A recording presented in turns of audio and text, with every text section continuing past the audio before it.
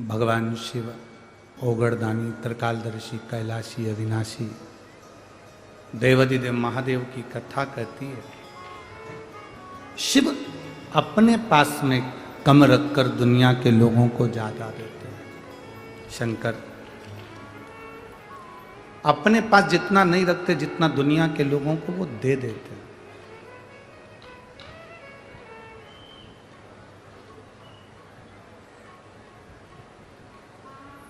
एक बात बताओ जरा, एक तरफ तुम्हारी उम्र केवल 7 दिन की है,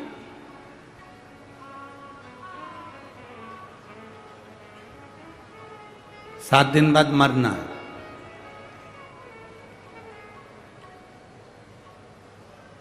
और एक तरफ तुम्हें कोई 7 लाख रुपए दे दे और भगवान का इन दोनों में से कुछ चुन ले। 7 लाख चाहिए कि 7 दिन की उम्र? 7 दिन बाद या तो तुझे मरना पड़ेगा, या तू 7 लाख रुपए ले ले, या फिर अपनी 100 साल की उम्र ले ले।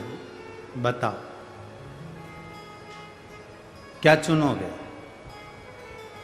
7 दिन की उम्र है और 7 लाख रुपए मिल रहे हैं, तो वो 7 लाख रुपए का करोगे क्या अगर जिंदा ही नहीं रहोगे तो? अगर जीवित ही नहीं रहे, ये शरीर ही नहीं रहा, तो फिर वो उम्र का क्या करोगे आप? उस उम्र से क्या मतलब? 7 लाख से क्या मतलब? क्या मांगोगे? बाबा 7 लाख आप रख लो, हमको सबसे पहला दीजिए निरोगी काया। अगर हमारी काया ठीक होगी ना, तो हमें 7 लाख रुपए का भी प्रयोग करेंगे। बादाम लाएंगे खाएंगे, काजू लाएंगे खाएंगे, भोजन लाएंगे खाएंगे, तो मतलब का गाड़ी लाएंगे घूमेंगे, तो मतलब का। पर वो 7 लाख का करें क्या जब उम्र ही नहीं? तो जब तक उम्र नहीं, तो फिर वो पैसे का, वो धन का, वो दौलत का क्या कर? और ये प्रत्येक जितने मानव हैं, इस सब के साथ ऐसा ही होता है। सवेरे 8 बजे से लेकर शाम के 8 बजे तक, रात्रि के 9 बजे तक दुकान पर बैठा बैठा बैठा बैठा बैठा कमाया कमाया कमाया कमाया कमाया। कमर में डिस्क की प्रॉब्लम हो गई, शुगर बीपी, क्योंकि समय पर भोजन नहीं करता तो शुगर बीपी का भी थोड़ा सा तकलीफ हो गया, और आँखों की ज्योति भी बेकार हो गई, श्रवण शक्ति बेकार हो गई, मानसिक थोड़ा सा याददाश्त कमजोर पड़ गई, शरीर ढलता गया ढलता गया ढलता गया ढलता गया। अब तुमने कमाया तो बहुत, ढेर सारा कमाया। अब कमाया इतना सारा और मालूम पड़े शरीर ढलता गया ढलता गया ढलता गया। इकट्ठा कर कर बैंक में रखा था 25-30 लाख रुपए। जिंदगी भर कमाते कमाते आखिरी में शरीर में रोग हो गया, और रोग होने के बाद दिखाने के लिए नासिक में गए या छत्रपति संभाजी नगर दिखाने के लिए शरीर को गए, और डॉक्टर ने कहा 5 लाख रुपए की जांच होगी। 3 लाख रुपए की जांच होगी, 4 लाख रुपए की जांच होगी। जांच करी, कमाया था 25 लाख, जोड़ के रखे थे, और मालूम पड़े वो सारे के सारे धीरे धीरे धीरे धीरे शरीर की बीमारी में लगते चले गए। तो फिर जोड़ने का फायदा क्या हुआ?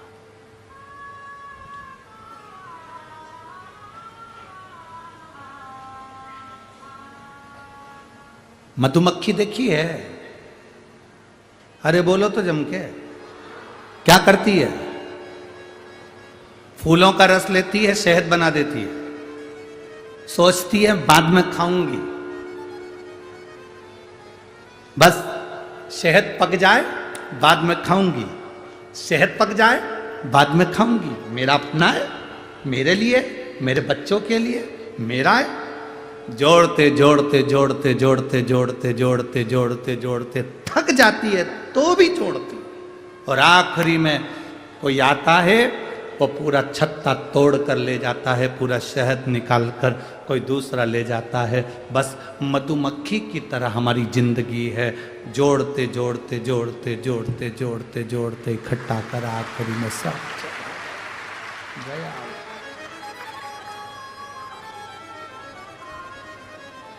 शंकर जी की कथा क्या कहती है, बाबा भोलेनाथ जी का चरित्र क्या कहता है, शिव महापुराण की कथा क्या कहती है, भगवान शंकर का चरित्र क्या कहता है कि प्रतिदिन ऐसे जियो, रोज की जिंदगी तुम्हारी ऐसी जियो, प्रतिदिन की जिंदगी तुम्हारी ऐसी जियो कि कल आएगा कि नहीं आएगा पता नहीं है, आज ही फुल एंजॉय में जीना है, फुल एंजॉय। अलमारी में साड़ियां भरी पड़ी हुई है और घर में साड़ी ऐसी पहन रहे हो कि पूरे छीतड़ा छीतड़ा निकल रहा है। तुमसे अच्छी तो रोज पोछा लगाने झाड़ू लगाने जो आती है ना, ऐसी टिपटाप होकर आती। 6,000 रुपये महीना तुम्हारे घर से मिलता है, 7,000 रुपये महीना तुम्हारे घर से मिलता है, 9,000 रुपये महीना तुम्हारे घर से मिलता है, इससे ज्यादा कोई देती भी नहीं होगी हो, फालतू की बात।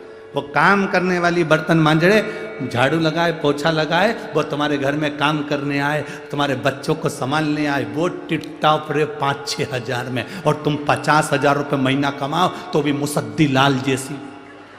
बैठ क्या मतलब का जीवन।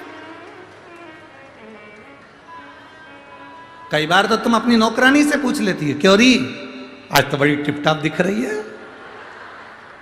नौकरानी भी कह देती है, मैम साहब किसके लिए जोड़ूं तुम बताओ, है मरी जा रही पत्थर घिस घिस के जोड़ जोड़ के, अपने ऊपर खर्च नहीं करूं तो किस पे करूं। मेम साहब को सुबह 8 बजे से गीता जी का ज्ञान मिल गया और स्वयं सामने गीता खड़ी ज्ञान भी दे रही, तो भी मेम साहब की शुद्ध नहीं, वही निकाल ली, वही पहन ली, अलमारियों में जमी है, देवर के लड़के की शादी होगी तब ये वाली पहनूंगी, उससे पहले निपट गई तो कौन भरोसा।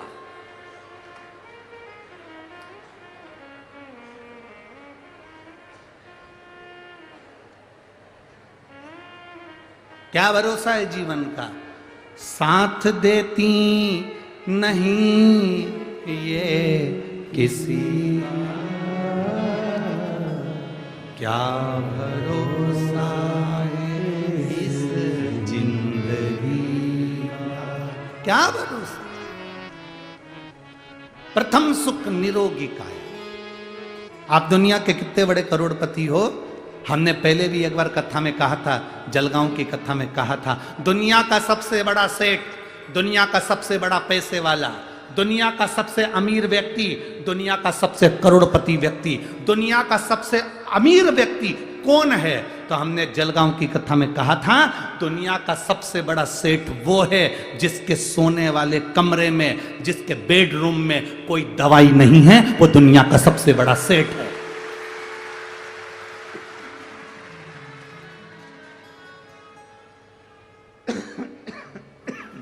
दुनिया का सबसे बड़ा सेठ वो है जिसके बेडरूम में कोई दवाई नहीं। अगर आपके सोने वाले कमरे में सिर के पास ड्रॉज में बहुत सारी दवाइयों का ढेर लगा है, समझ लेना मेडिकल की दुकान हो तुम।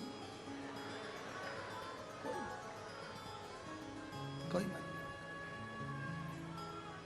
कुछ नहीं कर रहे तुम, सिर के पास में बहुत सारी दवाइयाँ, नींद की 2-3 गोली लेना पड़ती है, थायराइड की गोली लेना पड़ती, बीपी की गोली लेना पड़ती, शुगर का इंसुलिन लेना पड़ता, और काय के लिए तुम, हमें तो लगता है तुम केवल तिजोरी में जो धन रखा है उसकी चौकीदारी कर कर के मर जाओगे और उसका भोग नहीं कर पाओगे,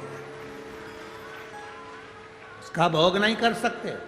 अपने धन का, अपने पद का, अपनी कुर्सी का सदुपयोग करो, जैसे ये सांसद जी ने अपनी कुर्सी का सदुपयोग करा और आज ये शिव महापुराण की कथा करवाई।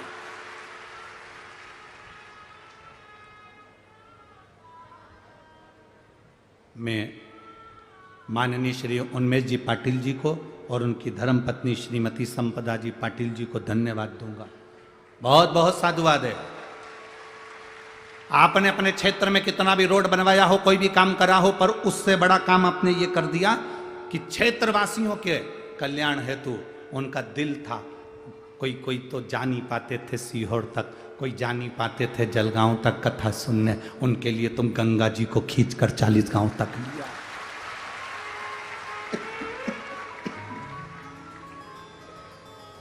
ये शिव कथा है, ये शंकर की उदारता, ये शिव महापुराण तत्व सुख देने वाला। प्रथम सुख है निरोगी काया।